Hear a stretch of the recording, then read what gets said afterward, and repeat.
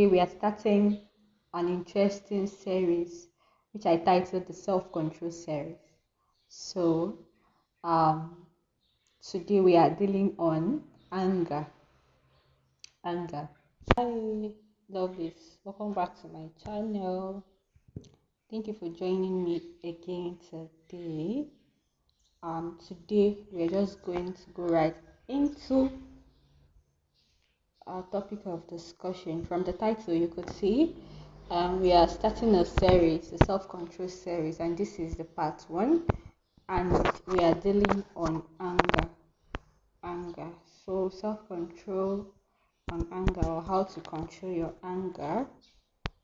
So first of all, I would start by defining self-control, and I can say that self-control is the ability to control your emotions or the way you act when you're faced with a temptation. So self-control is basically like controlling yourself to know how to react when something occurs or when something happens. I'll have to define anger. Anger is an emotion of antagonism when that someone feels when something bad is being done to the person. It's that surge of emotion that you feel that makes you want to react irrationally without thinking. Maybe when you're treated badly or when something bad has been done to you. So, how do we control um, our anger, or how do we express self-control when we are angry? The first thing we have to do is take a time out. When someone annoys you or when you're angry, just pause and take a time out. Don't say anything because you're angry. Don't just react immediately. Take a time out. Just pause first, and you will see yourself coming back to your senses. The truth is that when people annoy us most times, you will just want to react. You just want to pour out how you're feeling and all. But for you to be able to control your anger, you have to pause first. Then the second one is you have to think about what you want to say before you say it. Because sometimes when you're angry, you tend to say things that later on, when the anger subsides, you would end up regretting what you've said. So think first, and trust me, when you start thinking about what you want to say, you will notice that you would start correcting or start putting it properly, that you will not say it in a way that is going to harm the person that is going to listen to it. One is try to practice a relaxation technique, like by taking a deep breath. I know it may sound unreasonable, but when someone annoys you, it will be very, if you take a deep breath, like it will help you to reset your mind and actually examine what you're about to do. Then another one is you can keep a journal.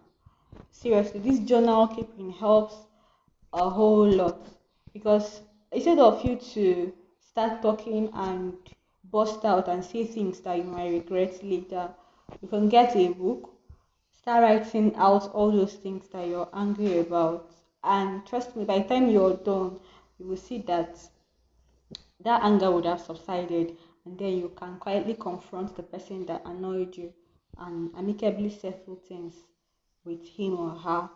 Then another one is you can take a walk. When you're angry, you can just take a long walk, and when you're taking the walk and receiving the fresh air and the natural things happening around you, it has a way of making you feel refreshed. It has a way of um, subsiding the anger, and after the walk you will notice that your mind is clearer. You have clarity on what you want to say and how you want to address the situation.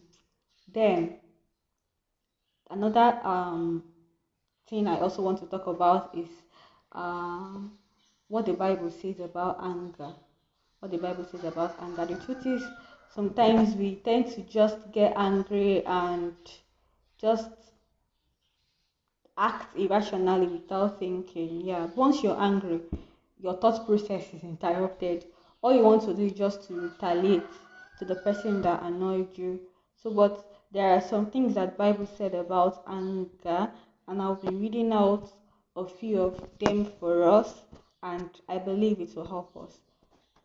Actually, I also want to chip in that it's not really bad to get angry, but when this anger is prolonged, or when you actually do things that are not right, this anger tends to be very, very bad or sinful, and it tends to harm the person that maybe offended you, or even people that did not offend you. So I want to um, point out some things that the Bible said about anger, and I hope it will help us also to manage our anger properly. So the first scripture I want to read is Psalm 37, verse 8. It said, "Stop being angry, turn from your rage, don't lose your temper, it only leads to harm." So when you look at the scripture, the Bible just pointed clearly that when you're angry, it leads to harm. So this is the reason why you should actually apply those techniques I mentioned earlier before you act when you're angry, because you end up harming others, and you might even harm yourself, and at the long run you will regret what you did out of anger. Then the second one is Proverbs 29:22. An angry person starts a fight, a hot-tempered person commits all kinds of sin. So you see, when you're angry, you tend to actually do things that you don't expect you're going to do. Like, finally, when you come back to your senses, you ask yourself, am I really the one that did this? How did I do it? And most especially, it will make you to sin against God, because you do those things that God has asked you not to do out of anger, and at the long run you would regret them. And so it's very, very important that we exercise self-control when we are angry. Then another one is Proverbs 14:17. It said, short-tempered people do foolish things, and schemers are hated. So when you're short tempered, like when you easily get angry and you don't have a hold on yourself about this anger, you find out that you're doing a lot of foolish things. You do things that on a normal day you will not do. Yeah, anger can channel you to something positive, but today we are dealing with that negative aspect of anger that you feel towards someone, maybe because they treated you badly or because you experienced injustice. So then the last scripture I want to um, say is Ephesians 4:26. And do not sin by letting your anger control you. Don't let sun go down while you're angry. So actually, as human beings, we are expected to experience anger, but the Bible is telling us that we should not let this anger control us. So if you're angry, let's say basically you've not sinned, but when you allow this anger to take the better part of you and control you, I think that is when you would actually do things that are not pleasing to God, and anger also leads to bitterness. And when you're bitter, that one is another ball game. You end up caging yourself, and also you think you're caging the person that you're angry with, but you're caging yourself and caging the person as well. So but when you forgive and let the anger go, then you will see yourself coming back to normal, and everything would be better. Thank you for listening.